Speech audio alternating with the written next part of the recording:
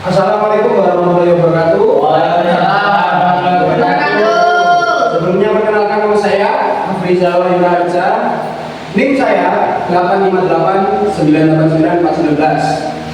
Dalam kesempatan yang berbahagia ini, saya akan menjelaskan tentang keberagaman sosial dan budaya.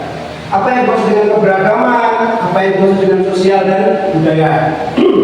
Oke, keberagaman berasal dari kata beragam yang artinya berbeda. Oke, Ya, Pak. berbeda dalam apa, Pak?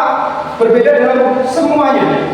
Ya, mulai dari apa? Ras, suku, Pakaian. budaya, pakaian, adat istiadat, rumah, makanan, barang-barang. Ya, Oke. bahasa juga, Pak. Betul.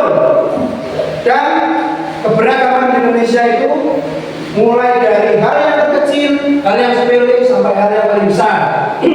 Kita bicara lagi. Di dalam Indonesia itu terdapat 5 agama yang diakui oleh Indonesia. Yang pertama ada agama Islam, agama Kristen Protestan, agama Katolik, agama Hindu, agama Buddha, dan yang terakhir agama Konghucu. Berarti ada 6. 6. Tidak jadi 5.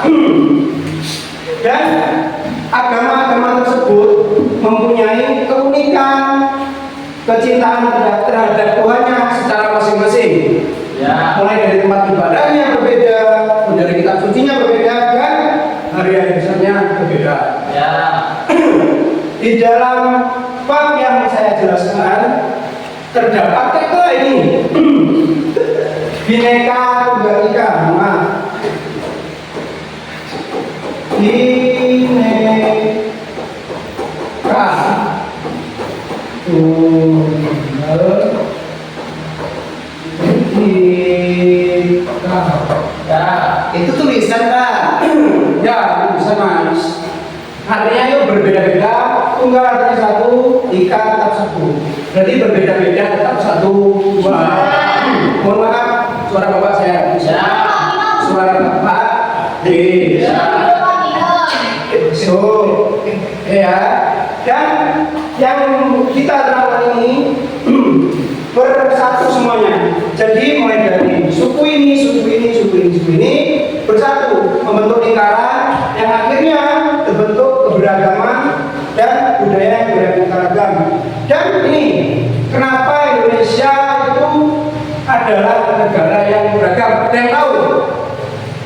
Boleh angkat tangan? Silakan. Mas Eri? Kurang tahu, Pak. Kurang tahu? Oke, saya jawab ya.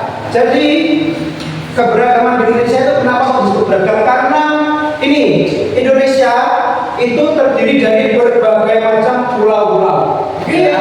Ada Pulau Jawa, Pulau Sumatera, Pulau Kalimantan, dan Pulau Papua, Pulau Sulawesi, beragam semuanya. Makanya Indonesia itu adalah negara yang memiliki keberagaman. Kita patut berbangga dengan apa yang kita punya, seperti adat istiadat dan semacamnya. Mungkin dari anak-anak sekalian ada hal yang terlintas di benak kalian yang ingin ditanyakan. Silakan, saya jawab. Saya, Pak. Boleh, Mas, silakan. Kenapa setiap daerah bajunya berbeda? Oke, Mas. Jadi, Mas, mengapa setiap daerah bajunya berbeda? Alasannya itu beragam, Mas. Bisa jadi nenek moyang atau leluhur-leluhurnya itu sudah memakai pakaian yang sudah diyakininya, dianggapnya sebagai pakaian yang sakral, suci, dan juga melekat pada identitas budaya mereka. Seperti ada Jawa yang pakai ini, ada Papua yang pakai ini, itu memiliki makna tersendiri, Mas.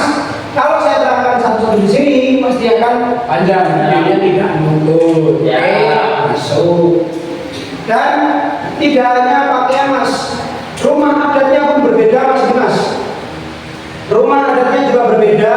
Jadi, Mas, itu menunjukkan beragam etnis yang sangat-sangat bagus dan sangat-sangat memiliki citra yang khas di mata dunia. Kita harus berbangga oleh itu, Mas. Mungkin di sini ada pertanyaan lagi yang Mas mengganjal. Tidak, sudah paham, Pak. Tidak, sudah paham? Nah. Oke. Kalau keberagaman di Indonesia itu lebih dari satu, Mas. Maksudnya itu keberagamannya kok ada ini, ada ini, gimana, Mas?